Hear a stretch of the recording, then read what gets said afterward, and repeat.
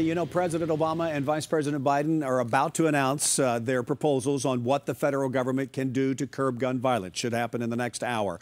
Gun control has been a hotly debated issue once again since the tragedy in Newtown, Connecticut at Sandy Hook Elementary. Joining me right now is national radio host and political commentator Dr. Gina with her thoughts on this thing. Good morning to you. Good morning to you. Glad to be with you. There are several things that he wants to do, and a couple of them that we're expecting. He's expected to include universal background checks, limits on the capacity of ammunition magazines, and a ban on assault weapons. Your thoughts of what's going to happen? And yeah. I think this is an emotional reaction. I find it interesting that we couldn't have a budget in all these years, and yet Sandy Hook happened only a few weeks ago, and all of a sudden we have all these sort of rash, I would call them reactionary answers that aren't really answers.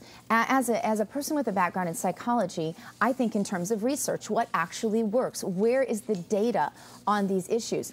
The bottom line is, and what's really scary here, is that every single one of these things he's talking about has been tried and has failed miserably, and in fact has resulted in more gun violence. So unless we're looking for more gun violence, these simply aren't the answers. But there are a lot of people out there in this new poll, 6 in 10 Americans want stricter gun laws, and part of that has to do with those assault weapons.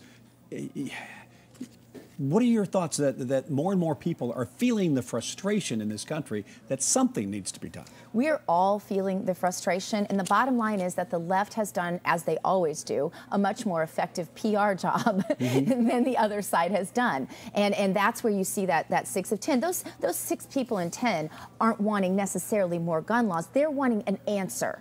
And the bottom line is answers that feel good don't always work. And we've seen this demonstrated over and over again. This is a question of constitutionality, and real freedom issues are at stake here. Yeah. And we're talking about incarcerating people who go to a psychologist and say, I have bad thoughts. Think about this. Think about our military right now. Think about how the suicide rates are so high. Why? Because they're afraid to go, confess that they have a problem, and then lose their status in the military. What do you really think is going to happen when someone goes into a mental health professional and says, I have these thoughts, I have a problem, and they know they could be locked up? They're not going to go. As a result, our murder rates and our suicide rates will go up. Same thing on the gun control.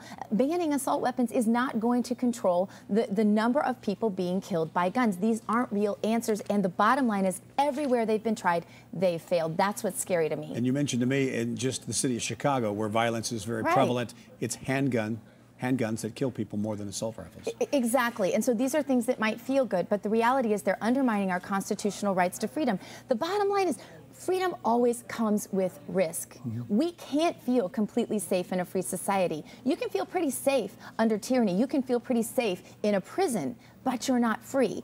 People were not meant to be enslaved. And these rules, this heavy hand of the government, who, by the way, is stocking up hundreds of millions of rounds of ammunition being bought by our government while they're taking ours away, I'm not feeling good about this. All right, Dr. Gina, thank you very much. Thank for your you. opinions. We appreciate them.